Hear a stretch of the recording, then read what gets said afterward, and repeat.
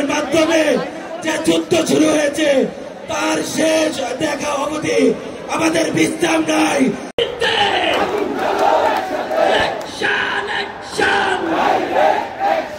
আমার সোনার বাংলায় প্রত্যেকটি সংস্থা আল্লাহ সংস্থায় দিকে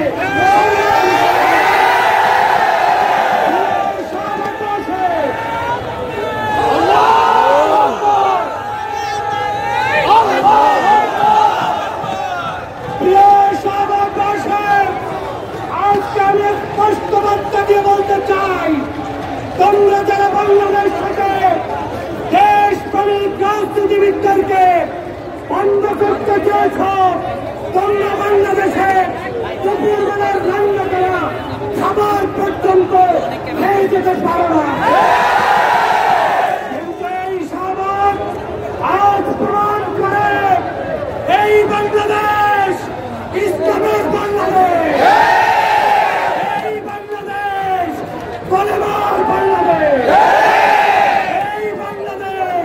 হিন্দু মুসলিম বৌদ্ধ খ্রিস্টান সকলের বাংলাদেশ। আমরা দেখছি আমরা যেই সরকারকে দায়িত্ব দিয়েছি সেই সরকার আমাদের সাথে তাল বাহানা শুরু করেছে।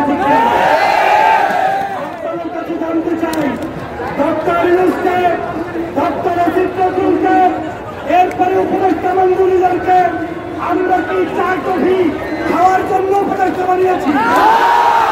আমরা স্পষ্ট বার্তা দিয়ে বলতে চাই, আওয়ামী লীগকে কিয়ামতের আগ পর্যন্ত বাংলাদেশে নিষিদ্ধ করতে হবে।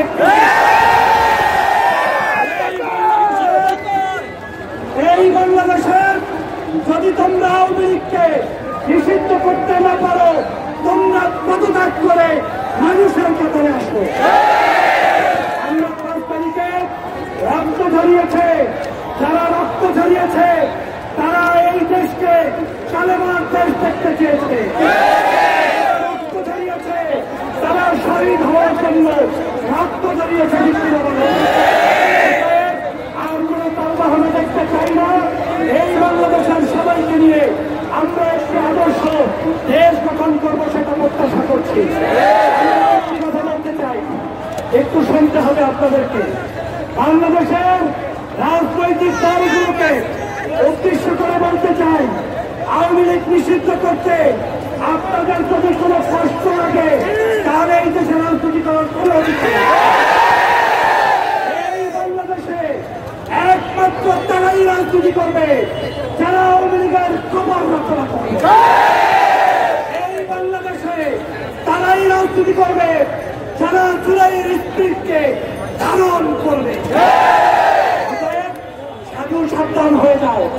বাংলাদেশের আমাদের রক্ত নিয়ে ছিনিমিনি করার সুযোগ আর নাই। এই মাত্রা রক্ত দিয়ে রাষ্ট্র ক্ষমতায় যাওয়ার আর সুযোগ নাই। অতএব রক্ত যারা দিয়েছে তারাই জানবে, তারাই বলবে বাংলাদেশ কেমন চলবে। আমাদের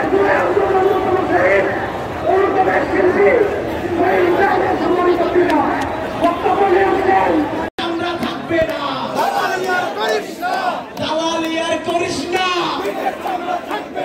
পিঠের চামড়া থাকবে না,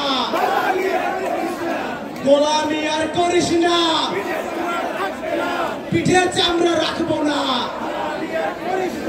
দালাল